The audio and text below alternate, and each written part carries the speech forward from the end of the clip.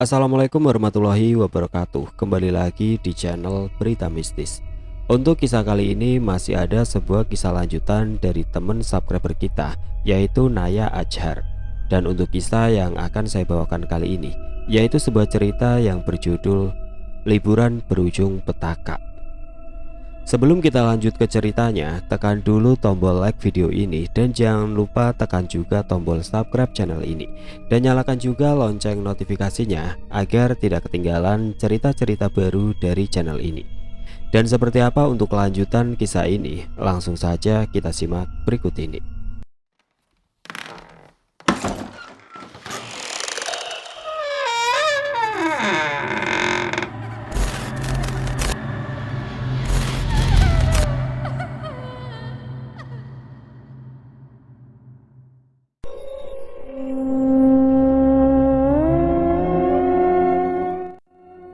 Malam itu bertepatan malam minggu yang seharusnya malam yang penuh warna, tapi enggak buatku.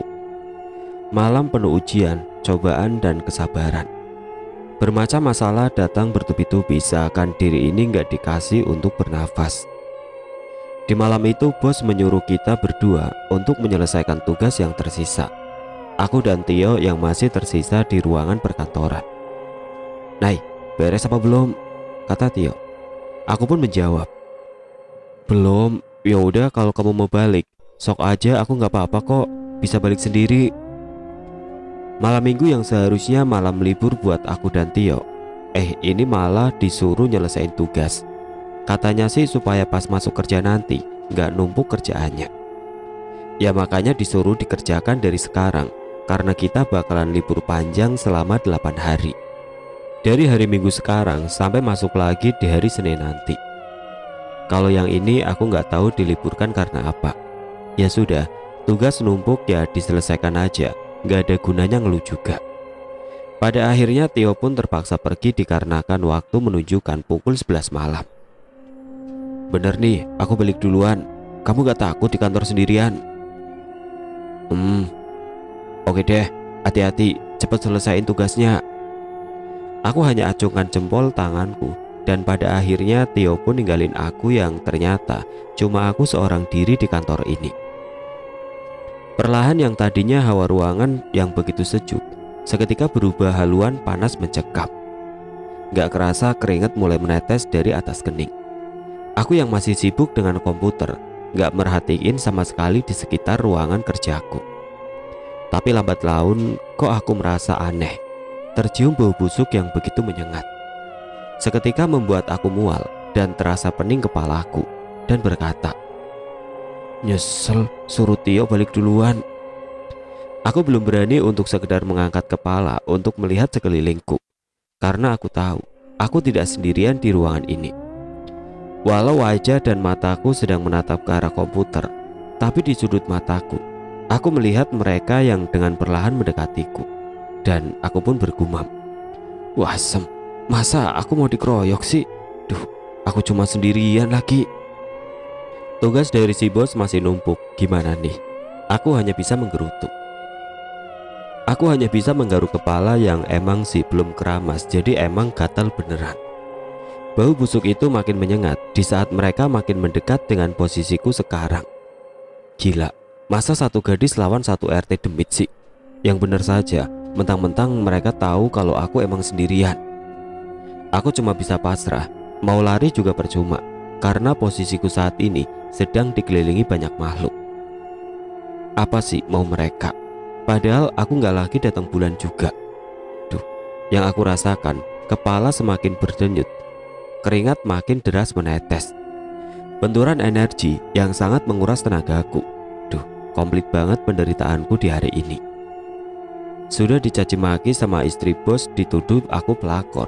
Padahal bukan aku, si bosnya aja gak ada akhlak, selalu cari kesempatan dalam kesempitan, cari alasan soal kerjaan, ujung-ujungnya cuma ngajak makan di luar. Sudah modelan rambut kayak cepak mangkok, bikin merinding. Kayak gak ada yang lain aja, dunia ini luas, cowok ganteng juga banyak. Di saat situasi kayak gini juga masih bisa ngomel. Sekarang aku mau dikeroyok massal sama demit lagi. Sempurna sudah, aku hanya bisa tarik nafas. walau terasa bau busuk. Dalam jarak 2 meter lagi, samar-samar aku mendengar auman harimau yang lambat laun makin menggema di setiap penjuru ruangan. Sampai-sampai jendela kaca pun bergetar dibuatnya. Setelah aku tahu siapa yang datang, baru aku bisa bernapas lega mengangkat kepalaku dengan tegap, enggak menunduk lagi. Aku tahu siapa yang datang membantuku, Raden Abbas Sanjaya. Seketika makhluk itu bubar dan secara perlahan bau busuk pun hilang, berubah menjadi wangi bunga setaman dan suhu di ruangan sudah kembali normal. Raden Abbas Sanjaya, gemamku. Dia pun mengubah dirinya menjadi manusia yang ya 11-12 lah sama Bayu Aji.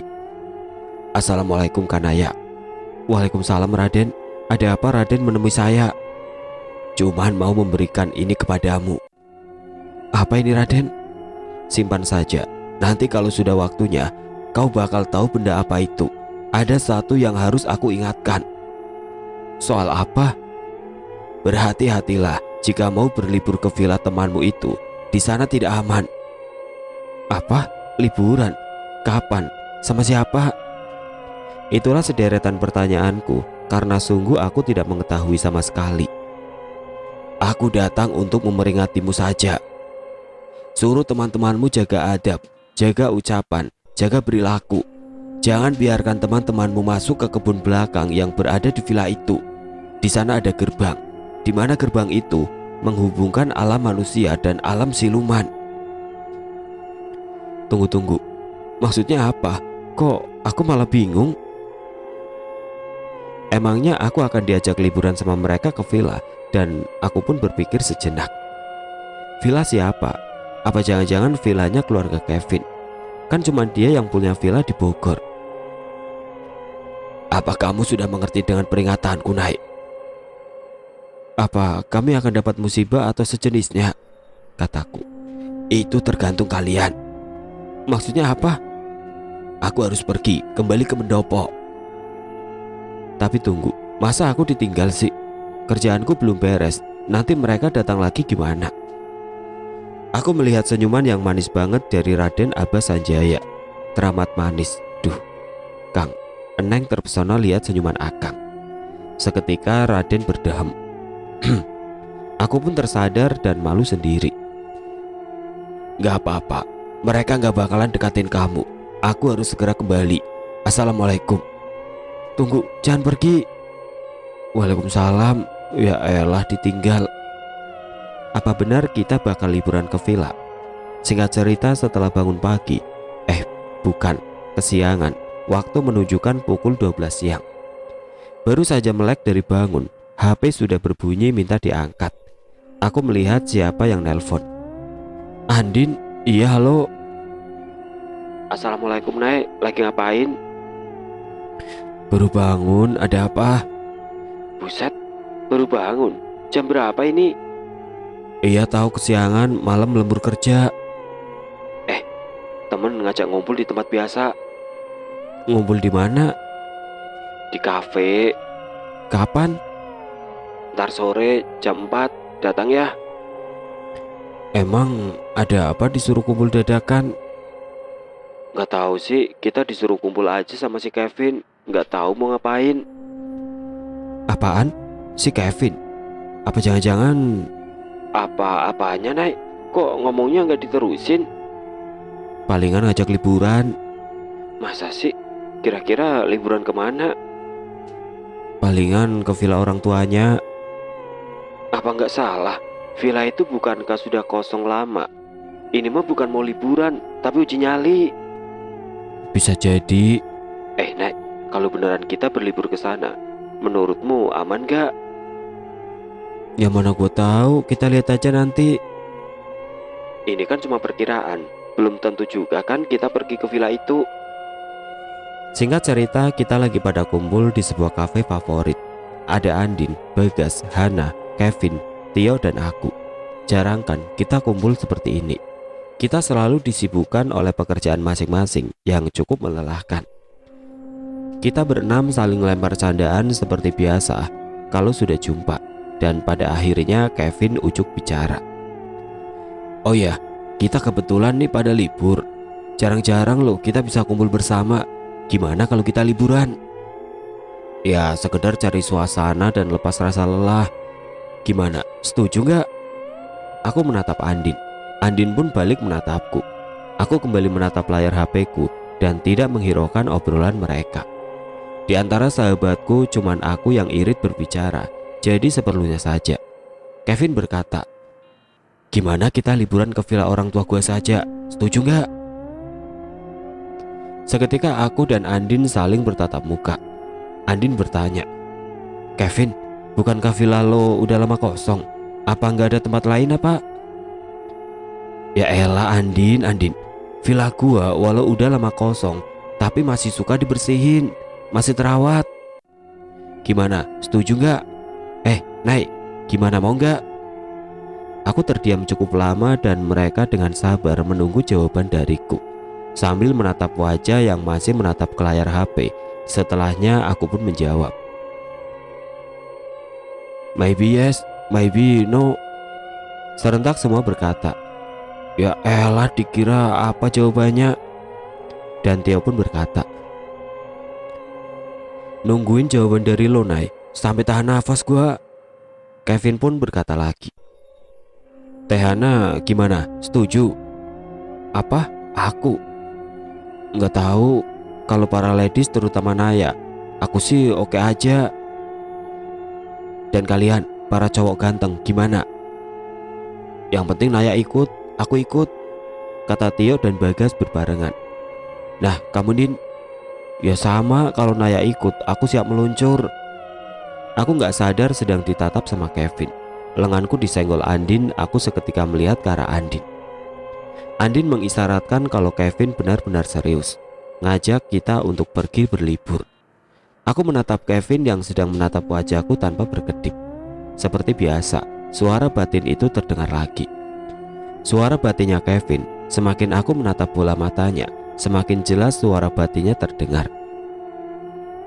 Andai saja kau tahu perasaanku, Naik. Seketika aku palingkan muka gak mau mendengarkan apa yang ada di dalam hatinya. Biarlah jadi rahasia. Mungkin aku belum siap menerima siapapun karena malah ngelamun. Gimana, berangkat gak? Dengan malas aku menjawab, terserah kalian aja. Nah, besok kita berangkat. Aku yang bawa mobil. Kamu, Hana dan Andin siapin bahan makanan, cemilan dan minuman. Oke, jadi kita deal ya? Iya. Serentak kita pun menjawab. Singkat cerita, kita berenam memulai perjalanan tepatnya pada bulan Mei tanggal 30 di hari Senin tahun 2022. Kebetulan kita masih dalam kota Bogor, jadi tidak memerlukan waktu lama. Kurang dari 2 jam perjalanan kita sampai ke tempat yang dituju. Kita berempat tertidur pulas di dalam mobil dikarenakan anti perjalanan jauh. Setelah terbangun, aku terdiam terpaku melihat villa yang berada di depan mataku. Villa yang cukup besar, modelan zaman Belanda. Serentak tubuhku terbujur kaku, seakan ada yang mengunci pergerakanku. Mengerikan, energi nyasar dari mana ini? Sampai-sampai badanku susah bergerak. Duh, kok cuman aku yang ada di dalam mobil? Minta tolong sama siapa? Suara juga tercekat. Sungguh di luar dugaan, sambutan yang begitu ramah terhadapku. Apa sih maunya mereka? Belum kenal, udah sok kenal. Ya Allah, lindungi hambamu ini. Aku mencoba menenangkan diri sambil bersikir dalam hati. Terus dan terus aku berharap ikatan gaib di badanku bisa terlepas. Tidak lama kemudian, tali gaib yang mengikat badanku perlahan mulai melepaskan ikatannya. Setelah terlepas, aku mencoba menghirup udara sebanyak-banyaknya. Karena yang aku rasakan teramat sesak, dan Tehana menghampiri aku yang masih di dalam mobil. Naik, kamu baik-baik saja kan? Iya Teh, gak apa-apa kok. Dengan suara yang parau. Kanaya, bener kau gak apa-apa? Boleh gak Naya minta air minum Teh? Bentar, Teteh ambilin dulu. Setelah semuanya pulih ke kondisi semula, aku berusaha turun dari dalam mobil. Tehana memberikan aku air botol berukuran sedang. Seketika aku meminumnya dengan sangat rakus sampai tidak tersisa. Naik, apaan Teh? Jujur sama Teteh, Kamu gak dikerjain sama mereka yang tidak kasat mata kan? Kamu harus jujur kalau di sini bakalan aman gak bikin kita celaka. Us, diem Tej, jaga mulutmu, perbanyak aja zikir, dan jangan lupa selalu mengingat Sang Maha Pencipta, biar kita selalu dijaga dan dilindunginya. Iya Nay, ngomong si muda, ini tetes dari tadi, perasaan gak enak loh. Apalagi lihat muka pucatmu itu, pasti kamu dapat sambutan dari mereka. Aku terdiam tidak menimpali ucapan Tehana. Aku mulai melangkahkan kaki menelusuri tiap pelataran depan villa. Villa ini cuma satu bangunan berdiri kokoh dan bangunan lain teramat jauh jaraknya. Aku mencoba mengelilingi sekitaran villa. Ada kolam renang di samping villa. Pohon cemara yang tinggi menjulang. Ada satu pohon yang membuat aku nggak merasa nyaman. Pohon beringin yang cukup besar. Ada satu sosok di sana yang sedang menatapku. Tete Kunti yang bajunya sudah ada warna merahnya, enggak putih lagi. Mungkin aku pikir itu tempat dia. Dia menatapku tidak suka, dan aku menatap ke bagian atas pohon beringin itu. Ternyata tidak ditempati satu sosok saja, melainkan banyak sosok. Kalau diperumpamakan, pohon ini seperti kontrakan. Tapi salut, mereka bisa akur walau beda rupa dan kasta. Ya maksudnya beda kekuatan energinya. Aku rasa mereka masih di dalam kontrakan. Soalnya mereka masih belum bisa melangkah keluar dari pohon tersebut. Mereka cuma bisa memantau kita dari dalam pohon saja. Kalau pas malam kayak gimana? Duh, gak kebayang. Di sore hari saja sudah sangat jelas penampakan mereka. Cuma hanya terhalang dimensi tipis saja. Aku gak berani mendekat, karena kalau kita mendekat ke tempat kekuasaan mereka, yang ada nanti kita dapat masalah karena masuk tanpa permisi. Aku melangkahkan kaki ke belakang villa.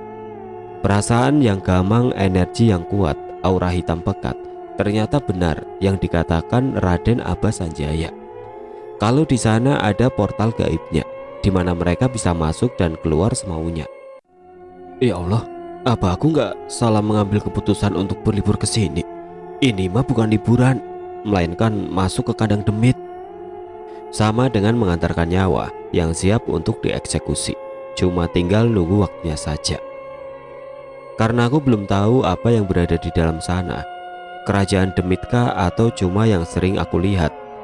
Tiba-tiba aku dikagetkan dengan sentuhan di pundakku. Aku terjingkat karena kaget. Astagfirullah Kevin, bisa gak sih gak ngagetin?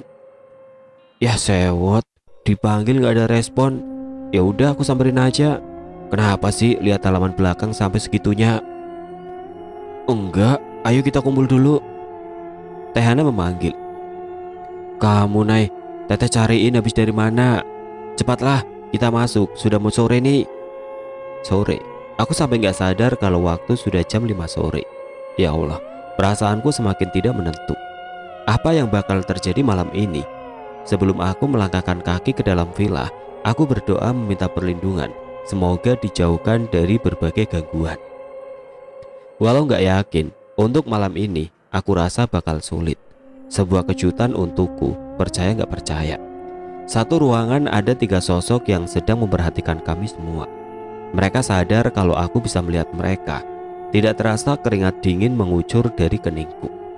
Lagi-lagi aku dikagetkan oleh Tio. Nay, kenapa sih dengan mukamu itu? Nggak mengenakan banget dilihatnya. Ekspresimu mengisyaratkan sesuatu. Jangan bilang kalau lo... Us, diam, jangan ngomong sembarangan. Ingatkan apa yang kita bicarakan sebelum berangkat. Iya, masih ingat. Jaga kesopanan, jaga bicara, jaga hatiku untukmu. Idih, ini bukan waktunya bercanda tahu. Ya elah Nay, diajak serius kok nggak mau, diajak bercanda juga nggak mau. Serba salah ngadepin lu mah.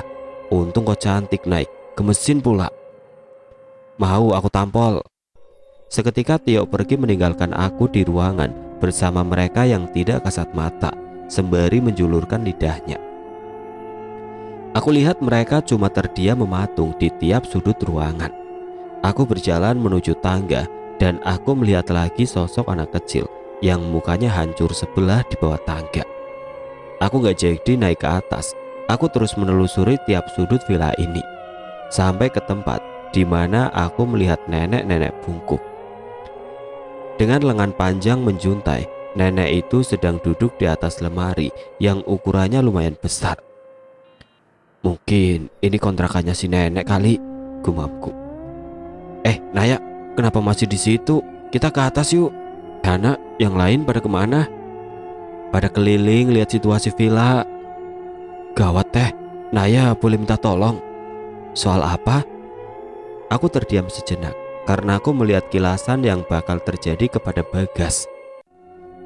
Bagas di mana teh? Oh, dia lagi nyantai tuh di pinggir kolam, dekat pohon beringin. Ya iya, dekat pohon, kata Teh Hana. Emang kenapa sih Nay? Jangan bikin khawatir deh. Suruh dia jauhin pohon itu. Jika ada orang tidak dikenal menghampiri dia, jangan diladeni, lebih baik menjauh. Apalagi kalau perempuan, karena bisa jadi dia bukan manusia. Ah, yang bener Nay. Udah cepet sana. Jadi Teteh harus ngapain? Ingetin saja dulu. Ya udah, Teteh susul si Bagas dulu. Aku lanjut dengan niat awalku untuk menelusuri lorong memanjang yang menuju ke dapur. Aku menuju ke arah dapur dan aku harus melewati nenek itu yang masih nangkring di atas lemari. Aku tidak lupa bilang, "Permisi Nek." Nenek itu cuma menatapku dengan mata yang pupilnya berwarna putih semua. Sesampainya di dapur, subhanallah, itu kata-kata yang pantas aku ucapkan. Karena di dapur lebih banyak sosok yang berseliweran. Berbagai perwujudan ada di sini semua. Serentak aku dikagetkan lagi dengan tepukan di bahuku. Innalillahi. Ya Allah, Andin bisa nggak? Dia malah cengengesan, langsung menelan ucapanku. Enggak. Sambil mencubit pipiku dan melangkah pergi ke kamar mandi yang berada di dapur tersebut. Pada saat Andin membuka pintu kamar mandi, sekelebatan aku melihat sosok hitam berbulu. Ya Allah, aku baru tersadar. Aku bergegas mengetok pintu kamar mandi dan mencoba memanggil Andin. Andin, kamu gak apa-apa kan di dalam? Iya bentar, tanggung nih belum kelar. Cepet Din, kalau bisa cepet keluar. Ikan ayah bentar dulu nanggung, baru nyampe di ujung nih. Tuh kampret emang, gumamku. Semoga saja dia gak diganggu sosok yang berada di kamar mandi itu. Jam menunjukkan jam 6 kurang 5 menit, tapi gak ada suara berkumandang azan. Aku mencoba menengok pintu kamar mandi. Tok tok tok, Andin. Apa kamu sudah selesai Andin? Hening tidak ada jawaban dari dalam kamar mandi. Ya Allah An, sambil aku mengetuk pintu kamar mandi dengan keras. Masih hening, terpaksa aku dobrak pintu itu sampai terbuka lebar. Dan apa yang aku lihat, astagfirullahaladzim. Andin, teriakku. Tidak mungkin, Andin sedang dipeluk oleh sosok gendruwo. Berbulu lebat berwarna hitam, bermata merah, bertaring tajam dan air liurnya tidak henti menetes. Aku tercekat kalau Andin tidak sadarkan diri. Dia terkulai lemas di pangkuan sosok gendruwo. Lepaskan temanku, teriakku. Sosok itu hanya menyeringai, memperlihatkan taring tajamnya kepada aku. Dan tiba-tiba aku mendengar derap langkah di belakangku. Ada suara yang memanggil namaku. Nay, tolong si Ba. Suara itu terhenti. Nay, apa itu si Andin? Ternyata Kevin pun melihat sosok yang masih saja merangkul si Andin. Pandanganku tetap ke arah sosok itu. Si Bagas kenapa? Aku pun bertanya. Kevin, lah di mana? Tidak ada jawaban dari arah belakang. Apa aku harus menoleh ke belakang sedangkan aku gak mau kehilangan jejak sosok di depanku? Aku merasakan sosok-sosok yang berada di dapur semakin mendekat. Tidak ada pilihan, aku terkejut. Aku lengah, sosok gendruwo telah membawa Andin pergi. Aku pun berbalik ke belakang, mereka sudah menantiku. Tapi kemana Kevin? Aku melihat berbagai sosok dengan banyak rupa yang berbeda sedang mengelilingiku. Aku terkepung. Bismillah, pasti aku bisa. Kalau dibiarkan Andin dalam bahaya. Aku harus segera mencarinya. Aku gak mau terjadi pada temanku. Yang aku tahu, sosok genderuwo sosok yang teramat mesum. Sebelum aku melangkah, sekelebat cahaya putih menerjang sosok-sosok yang mengelilingiku. Seketika mereka terpental. Cahaya putih itu menampakkan dirinya kepadaku. Aku mengenalnya. Salam Nai, aku diutus oleh Raden Abbas Sanjaya. Teman perempuanmu ada di kamar atas. Cepatlah sebelum dia disetubuhi. Apa? Aku tercengang mendengar penjelasan dari Sri Anjani. Ya, sosok itu Sri Anjani, abdi dalam keratin yang bertugas menyampaikan kabar kepadaku. Biar sosok ini menjadi urusanku Nai. Pergilah, pegang tusuk konde ini untuk jaga-jaga. Aku pun menerimanya lalu bergegas pergi. Tapi di dalam rumah keadaannya lebih buruk lagi. Aku melihat Tehana menangis kejer sambil bolak-balik kayak gosokan. Setibanya aku di depan mereka, Kak Hana menghampiriku dan berkata, "Kamu dari mana, Nai? Teteh mencarimu gak ada." Lah, aku di dapur kok. Nai, tolong si Kevin, dia dalam bahaya. Apa? Kevin dalam bahaya? Tio pun mengatakan, bukan hanya Kevin, tapi si Bagas juga. Ayo cepat Nai, nanti kita terlambat. Tunggu, aku harus selamatkan Andin dulu. Apa? Andin? Ya, dia di lantai atas. Ya udah cepat, kata Tehana. Kita bertiga bergegas menyelamatkan Andin terlebih dahulu sebelum diperawani sama makhluk mesum. Sampainya di atas, aku kebingungan di ruangan mana Andin berada di lantai atas. Ada 3 kamar di atas, cuman ada 1 pintu yang tertutup. Aku mencoba untuk membukanya, tapi gagal. Aku suruh Tio untuk mendobrak pintu kamar yang terkunci. Tio, dobrak cepat. Pintu pun didobrak dengan keras sampai pintu itu terbuka lebar. Kita bertiga terperangah melihat situasi ini. Lihat kondisi Andin yang tidak sadarkan diri dan tidak lagi berbusana sehelai benang pun. Tehana langsung mengalihkan pandangan Tio supaya tidak melihat pemandangan ini. Ada hal yang lebih mengerikan. Aku pun melihat sosok yang masih berdiri tidak jauh dariku. Tunggu, apa itu? Seumur hidup belum pernah lihat benda kayak gitu. Aku lihat benda itu besar sekali. Ya ampun. Setan laknat, kau belum melakukan sama temen gua kan? Aku yakin belum. Itu tornado masih berdiri tegap, gumamku. Ya ampun, mataku sudah ternodai, sembari gigit bibir. Dia malah ketawa meledek. Perlahan aku mencoba dekatin ranjang yang terdapat Andin di atasnya. Aku mencoba ngebangunin Andin, siapa tahu dia tersadar. Sambil aku acungkan pusaka yang tadi sempat diberikan oleh Sri Anjani. Sebuah tusuk konde kuno bercorak kuning kemasan dengan ukiran kuno di setiap patahannya. Kurasa genderuwo itu merasa tidak nyaman setelah melihat benda yang ada di tanganku. Dia pun dengan perlahan menghindar tanpa perlawanan dan menghilang di balik dinding kamar. Dan aku masih melihat Tehana masih menutupi mukanya si Tio. Cepet Nai, tutupin tubuhnya si Andin, pakai apa aja. Aku kembali mencoba membangunkan Andin. Andin, bangun. Duh, ini badan kau harus tutup pakai apa? Aku lihat sehelai spray untuk aku tutupi badan polos Andin. Din, sadar cepet, darurat nih. Seketika dia terbangun. Ada apa nih? Kok bangunin? Emang sudah pagi ya? Lah ini bocah, cepet bangun pakai baju. Seketika dia tersentak kaget sambil menjerit. Membuat telingaku berdenging. Weh, sadar, istighfar. Nai, ada genderuwo di dalam WC. Dia... Tunggu, kok aku telanjang? Nai, mana bajuku? Mana aku tahu. Seketika dia mengecek ke bagian sensitifnya. Dan aku berkata, gimana, aman gak? Apa masih tersegel? Dan Andin pun menjawab dengan lugas, alhamdulillah aman Nai. Yaudah, ini pakai jaket aku dulu. Tio, kamu pakai kolor kan? Lah kok nanya pakai enggaknya? Heran deh. Itu celana panjangnya aku pinjem dulu buat Andin. Ini kasihan, masa mau keluar dengan tubuh polos. Biar kamu pakai kolor aja, cepat. Iya bentar bawel nih. Singkat cerita, aku, Andin, Hana, Tio bergegas menuruni anak tangga. menuju keluar villa. Aku suruh mereka masuk mobil saja. Aku nggak mau kalau mereka celaka.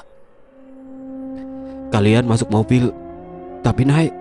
Sudah nggak punya banyak waktu. Ingat, jangan buka pintu mobil siapapun itu. Bila ada yang menyerupai aku atau teman yang lain, jangan dibuka sebelum berucap salam. Ngerti? Jangan dibuka. Naik, aku ikut, kata Tio. Gak usah, lebih baik Tio jaga Andin dan Tehana. Mereka lebih butuh kamu. Ingat pesanku. Oke, hati-hati naik. Sebelum aku pergi meninggalkan mereka di dalam mobil, aku coba menancapkan tusuk konde ini di tanah dekat mobil.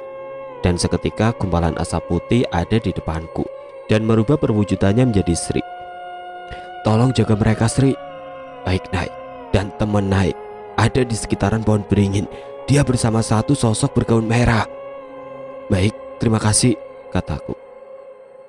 Tunggu, bawalah ini, kata Sri. Apa ini yang diberikan Raden kepadaku? Aku teringat pusaka yang dibalut selai kain bercorak kuning keemasan dengan tulisan Jawa kuno. Setelah beres berurusan dengan Kunti itu, bergegaslah ke halaman belakang. Kevin ada di alam goib, tepatnya di kerajaan jin. Dan aku berkata, maksudnya penguasa sekitaran villa ini? Sri hanya mengangguk. Dengan langkah gontai aku menuju ke pohon beringin itu. Cerita beralih ke sudut pandang Tehana. Tehana berkata, Naya berbicara dengan siapa? Dan Tio menimpali, nggak tahu, dengan nada lemes. Andin seketika menangis. Tadi apa aku hampir ditiduri, Teh? Segera Tehana memeluk Andin dan mencoba menenangkan sambil mengusap-ngusap punggung Andin.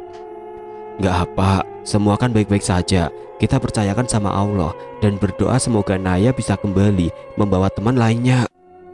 Tio ikut berbicara. Sekarang aku ngerti kenapa Naya selalu menolak kalau diajak ke villa ini.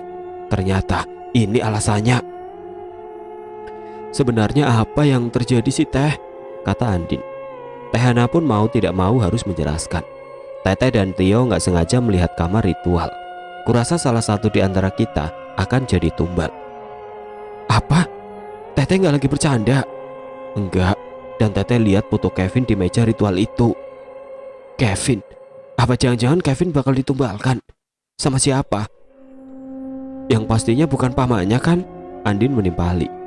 Kok kamu curiga sama pamannya, Andin? Karena setahu aku, orang tua Kevin sudah meninggal. Kevin pewaris semua aset orang tuanya yang tajir melintir. Soalnya dia kan anak tunggal. Tia ikut menyambung ke dalam pembicaraan. Bisa jadi pamannya. Aku juga dari awal sudah curiga. Dan Andin berkata, terus kita sekarang harus ngapain? Masa nggak bantuin Naya sih? Nanti kalau terjadi sesuatu pada Naya gimana, Teh? Andin begitu mengkhawatirkan keadaan Naya, sahabat baiknya. Kembali ke sudut pandang Naya. Setibanya aku di depan pohon, hal yang tidak diinginkan pun terjadi lagi. Hal yang paling aku hindari, hal yang memalukan. Astagfirullahaladzim. Tidak henti-hentinya aku beristighfar. 2 kali mataku ternoda oleh pemandangan yang seharusnya nggak terlihat olehku. Bagas, teriakku. Tapi seolah dia tidak mendengarkan panggilanku, terpaksa aku yang harus menghampiri dirinya. Bagas yang masih terbuai dengan pesona gadis yang dia cumbu itu. Tinggal beberapa langkah aku mendekati Bagas. Aku melihat sosok-sosok mencoba mendekatiku dan aku melihat Teteh Kunti yang bajunya bagaikan warna pelangi, warna-warni. Waduh, penghuni kontrakan pada keluar semua. Aku menggenggam pusaka yang Sri berikan padaku tadi dengan sangat erat, saking paniknya. Aku bergumam, waduh, sekarang giliran seorang gadis mau dikeroyok sama emak-emak penghuni kontrakan pohon beringin. Aku harus apa?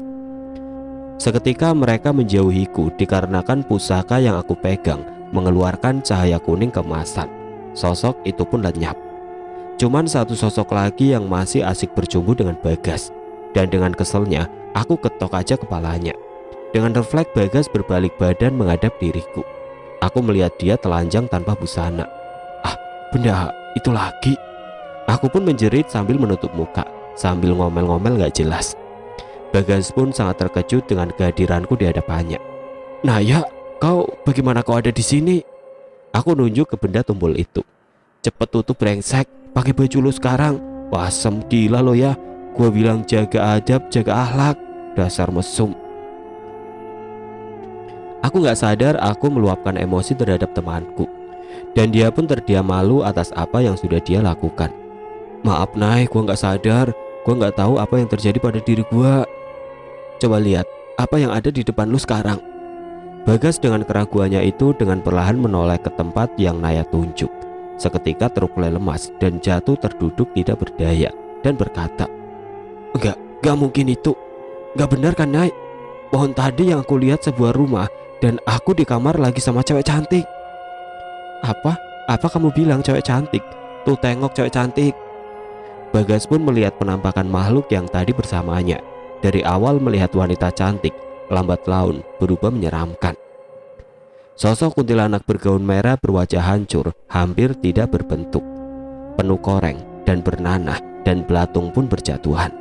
Bau busuk seketika menguap tercium oleh hidungku.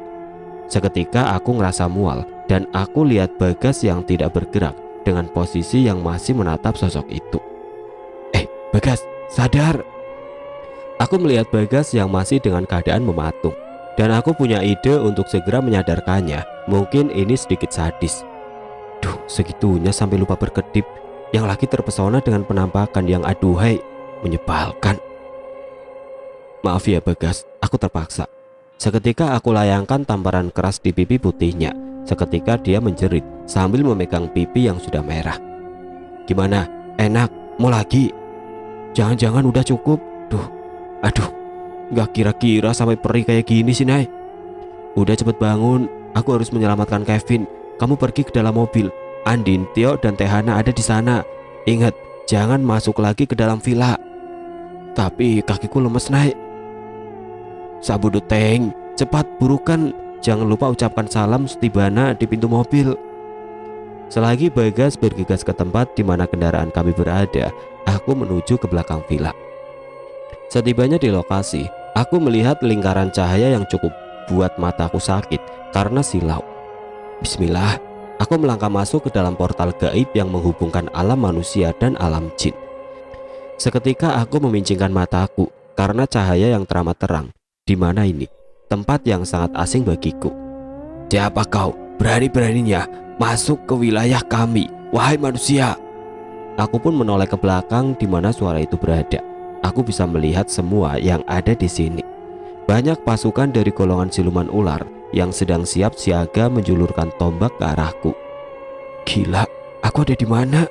Gumamku. Samar-samar aku dengar suara seorang gadis yang menyuruh mereka untuk berhenti. Pengawal, berhenti, jangan sakiti manusia itu. Sang ratu ingin menemuinya, sembari menunjukku. Biar aku yang membawanya ke dalam istana. Baik, laksanakan perintah Nyi Dewi. Kau ikut aku. Akhirnya aku mengikuti wanita yang ada di depanku. Cantik seperti manusia, gumamku. Seketika dia menyeringai menatap dengan mata pupil ularnya. Yang tadinya gadis cantik, sekarang memperlihatkan wujud aslinya. Seekor siluman ular besar dengan pupil ularnya. Setiap berbicara, lidah bercabangnya selalu keluar menjulur. Bagaimana? Apa kau takut? Sambil mendesis. Apa kau ingin memperlihatkan siapa dirimu? Kataku. Lebih baik bawa aku menghadap ratumu, ngerti? Kau. Serentak dia pun marah besar karena aku tidak menghiraukan perkataannya. Seketika sosok siluman ular pun terpental dan aku melihat sosok yang teramat cantik, menawan, memakai kebaya berwarna hitam. Memperhatikan lekuk tubuh yang sangat indah, dihiasi berbagai perhiasan dan mahkota kekuasaan. Di lengannya memegang sebuah tombak trisula bercorak kemasan dan berkata, kurang ajar, kau mau cari mati? Bukannya kau kuperintahkan untuk membawanya ke hadapanku? Ampuni ratu, ampun. Pergi. Baik ratuku. Dan kau, wahai manusia, apa yang kau bawa untuk aku tukarkan dengan nyawa temanmu? Harus kau ingat, nyawa temanmu sangatlah berharga. Kau harus menukar nyawanya dengan 1000 nyawa lainnya. Sembari tertawa terbahak-bahak. Apa yang kubawa? Apa? Jangan pura-pura bodoh. Ceh. Tiba-tiba angin kencang menerjang berputar di sekitaranku. Seketika angin itu pun berhenti dan aku melihat orang yang aku kenal ada di sampingku.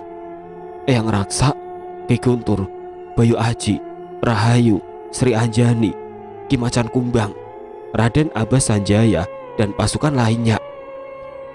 Kenapa kalian ada di sini? Shh, diam. Ayu menyuruhku untuk diam, dan aku pun menurutinya. Kalian rupanya, ada perlu apa kalian hadir di istanaku, Ki Raksa? Itu tidak perlu kau tahu nih. Di mana anak pemuda yang kau tahan? Rupanya kau kemari mau mengambil mangsaku, Ki Raksa. Kenapa kau membantu manusia lemah itu, Ki? Rupanya kau meremehkan keturunanku, Ni. Apa? Keturunan manusia lemah? Kalau boleh tahu, terah keberapa, Ki? Ke-9, keturunan Kiai Abi Bayung Ajar. Jangan bilang kau tidak tahu Nyi Darsi. Kurang ajar, jangan panggil namaku, Ki. Asal kau tahu, ini wilayahku. Rupanya kau tersinggung dengan namamu sendiri. Jika kau terus pada pendirianmu, Ni, aku yang akan melawanmu di peperangan. Apa? Lagi? Perang lagi? Duh Gusti, jangan sampai perang lagi, gumamku. Lebih baik kau serahkan pemuda itu, Nimas.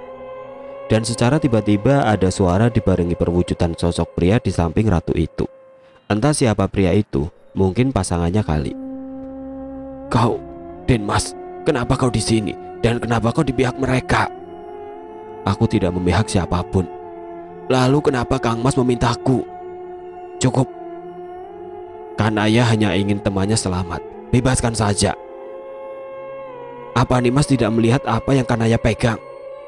Seketika pandangan sang ratu mengarah ke benda yang ada di tanganku. Bukankah itu pasukan dari kerajaan kuno? Tidak ada yang bisa menggunakan kekuatan pusaka itu kalau bukan dari keturunan raja sendiri. Benar Nimas, kau sudah tahu apa yang bakal terjadi pada kerajaanmu jika kau terus pada pendirianmu. Maksudmu, dia keturunan dari kerajaan kuno itu? Tidak mungkin. Kenapa tidak mungkin? Tiada seorang pun atau makhluk yang dapat memegang pusaka itu. Seperti yang kau tahu, pusaka itu menyerap energi dari kita, tapi bisa memberi energi untuk si pemiliknya. Lama sang ratu terdiam. Baiklah, Dayang, bawa pemuda itu. Baik Ratu. Beberapa saat kemudian kedua Dayang itu pun membawa Kevin ke hadapanku dan terjatuh di pelukanku. Kevin? Aku mencoba memanggil sembari menepuk pipinya tapi nggak berhasil. Kevin terlalu lemah untuk merespon.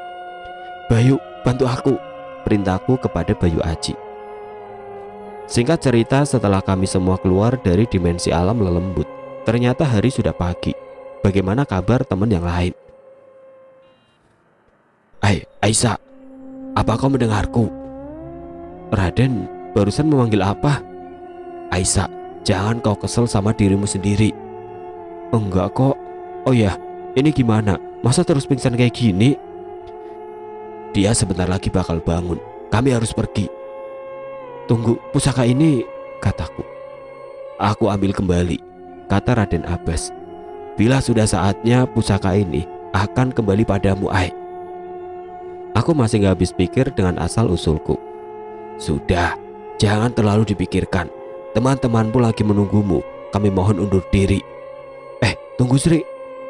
Iya, ada apa Naik manggil Sri? Lah, kok panggil Naik disuruh siapa?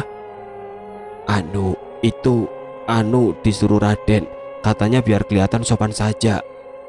Oh ya udah, kau boleh pergi. Sri pamit dulu. Assalamualaikum. Waalaikumsalam. Sekejap mata keheningan aku rasa. Aku menghirup udara segar sungguh sejuk. Singkat waktu, alhamdulillah kita pulang dengan selamat, gak kurang suatu apapun.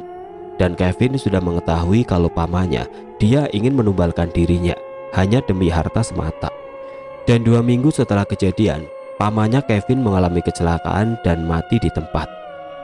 Ya, tragis memang, tapi itulah bayaran yang harus didapatkan.